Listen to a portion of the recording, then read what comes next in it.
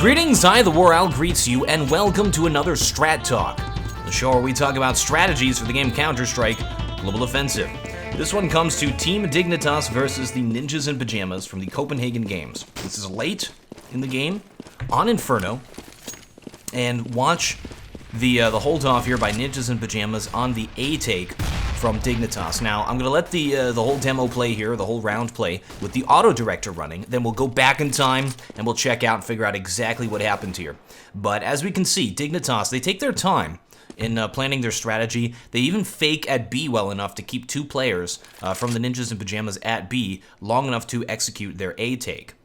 We see that they really want to do that A take. Right now, they're held off by defensive smokes. So pretty soon, they're going to be able to push. Throw the proper smokes. The thing that they've been dealing with thus far in this match has been two players stacked inside of the pit here, where we see Forrest and Fiflaren.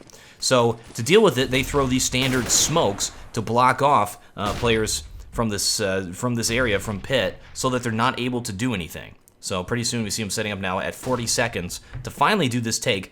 Get Right and Freiburg are staying behind over at B. They actually think it's going to be a B take. We see Get Right throw a pre-flash just in case. All right, so the flashes and smokes are out.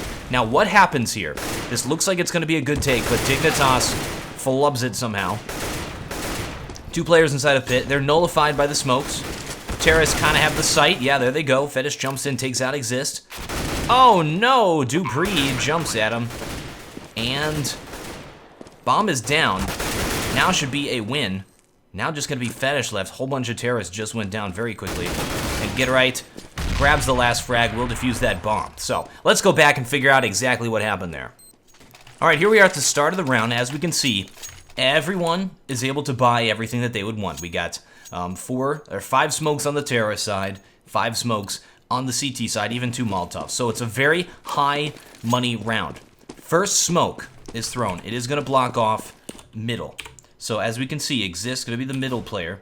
Sees the smoke go down, will not be able to see them. So at this point, Ninjas in Pyjamas thinks, oh, okay, they're trying to take mid control. Could actually go B with that. So they fall back a little bit. During this period of time, Dignitas is going to be taking the apartments. Right now, a player could be Darkroom, not there. Needs to execute with Cajun at the same time. So we see Dupree hop up here, Cajun moving up as well. So at this point, Ninjas in Pyjamas has given position Banana. They don't have intel over here, whether or not the terrorists are pushing, whether or not they have anyone there. All they can do is get tells, whether they hear a player walking, whether they see a smoke come over, or a flash, or something like that. And you'll see a pretty obvious tell here that tells Ninjas in Pyjamas they probably need to keep these 2 players here. So it's a smart play by Dignitas. Right now, they've taken position in the apartments, and it looks like they want to just charge out and try to take those players inside of the pit. This would actually be the wrong strategy to do. We see them setting up to just charge into bombsite A from the apartments with 1 player, Fetish, to probably smoke and flash from middle to help these players out as they move in there. So 2 players inside of pit, this is a dangerous thing to do. Good thing that there's a defensive smoke down. So that defensive smoke scares them. They say, all right, abort, abort. And they leave 1 player here, but the rest rotate out. And they are going to commit to an A take. So they say, all right, set up for an A take. So now they're going to leave the apartments. They've taken that position. Fetish is going to throw the tell. There's the tell. It is a Molotov. These things are expensive. So he throws the thing over the top. It actually does miss, but these players are like, whoa, hold on a sec. Throw the pre-flash. Assume it's going to be a push. Get Right actually is going to throw a flashbang as soon as that smoke clears. So they assume it's actually going to be a B take. But at the same time, we're about to see the smokes go over to bombsite A, so they commit their take. So let's check out those smokes here for a second. So the players usually set up right here to throw them. We see them not in position just yet. All right, gonna be smoking off the left side. So that smoke is to prevent rotators. And Get Right still over at B side. No call has been said so he's not rotating just yet. We see that the players now setting up to throw their smokes to block off the site. Smokes and flashes. This player's gonna throw the flash, and then they're gonna push into the site.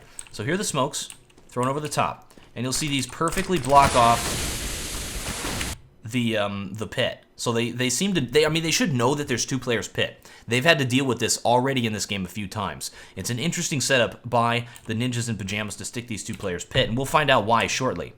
So And Forest's position here, which unfortunately we can't see because of the flash, allows him actually to jump up into this area over here. However, he can also play the boiler side as well as the apartments from here. And Fiflaren's here in case they jump over as well. So the smoke means these two players are going to be useless for a period of time, right? So terrorists should not mess with them. They can take the site without dealing with these two players. Terrorists instead move over here on the archway side with a lot of their players to take out Exist. Lose a player because of that.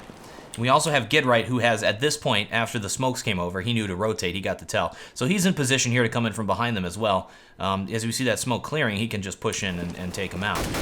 Misses his shot, but that's okay. Terrorists now are executing like a pincers movement on bomb site A. The problem being, they still have a player up inside of the site. This should be an easy take, because the players inside of pit are nullified. So here's Exist, by himself. He should be the only player they have to deal with. They just move in, Fetish takes him out very easily. Gidright in the meantime has killed one of the other players who was trying to hold off the rotates. So at this point, terrorists are in some trouble. They've lost players taking this position. They do have the bomb plant now. These two players inside of the pit are going to be A-okay. Still haven't actually done anything yet. If we check them out, the two players inside the pit is going to be Forest here. He does not have a frag, and the other player is Fiflaren. He does not have a frag either. Both players are at 100 health. They've done nothing this entire round. Terrorists have bombsite A. These are two players playing bombsite A. Nothing. So, now is the time. Bomb is down. They just should play defensive. Team Dignitas instead stays inside of the site, and in fact, here's the big mistake. Dupree jumps into the pit. I don't know what this was about. He was moving at the same time that Zypnix was moving in. And we see Zypnix actually does take the pick. So it's kind of a trade, but that's not what Team Dignitas wanted to do at that point. Gidright now moving in from the back, from the rotate. Freiburg just now rotating after the bomb has been planted. Ninjas in Pyjamas. They play so safe. Play so standard. They kept a player at B that whole time. They didn't over-rotate, just rotating now when they're 100% sure that the bomb is planted at A. Now moving into the site, and even though they play like that, they're still able to win this. So here's Fiflaren inside of the pit, able to take out Zypnix as he tries to push. Now just Fetish left. So they've taken A site, they've thrown the right flashes, they've thrown the right smokes, they pushed in, they traded the right player to get bomb site control. What happened? What went wrong that they lost this round? By blocking off the players inside of pit, they have A control, they can plant the bomb. They moved over here the archway side. That left them a little bit exposed from the players rotating. Gidright was able to pick up a frag because of that. They also tried to aggress at the players who were playing inside of the pit instead of just leaving them there. The players in pit had to push out. They didn't have to stay into the site and aggress those players inside of the pit. They could have kept players here at the boiler side, played sort of the middle area, make sure that nobody rotates as well. Played very defensive, wait for those counter-terrorists to have to push the bomb. Instead, they got caught in sort of an awkward position. Counter-terrorists were able to easily move in and take them out. So playing two players inside of pit is good because they don't have anyone picked off of the counter-terrorists. As terrorists pushed into the site, the only player they got picked was Exist. Those players were not in a position to get picked. They stayed there for a long period of time. So after that period of time, this was blocked off, this was kind of blocked off, those have cleared. Now we have a surround. Terrorists are inside of A. Counter-terrorists could come from any of these positions.